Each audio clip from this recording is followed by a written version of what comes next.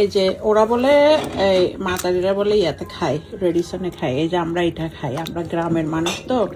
এটা হচ্ছে মুরগির কলিজা, বুঝতে পারছেন? এটা হচ্ছে মুরগির কলিজা।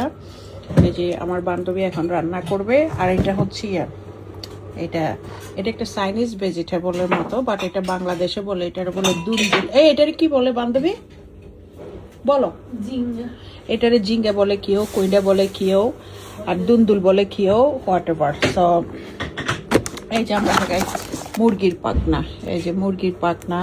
তারপরে এগুলো এখন রান্না করবে। এইটা চিংড়ি মাছ দিয়ে ও রান্না করে, যে মজা হয়। কি দাও বোন, তোমার হাতের মধ্যে আছে কি জাদু আছে। আমার ভাই মাশাল্লাহ মাশাল্লাহ, এরকম একটা বউ পাইছে। এরকম বউ যদি সবাই ঘরে থাকে, আমি ছেলে হইলে মাঝে মাঝে ওরা বলে আমি ছেলে হলে আমি বিয়ে করে ফেলতাম। ওরা এত মজার মজার রান্না করে। কালকে আমার রান্না আমি খাইতেছি যে আমার ভাল লাগতেছে না। ওর ওর রান্না খাইতে খাইতে আমার অভ্যাস হয়েছে না, এটা বদ অভ্যাস হয়েছে, আমি জানি না, আমার মনে বদ অভ্যাস হয়ে গেছে।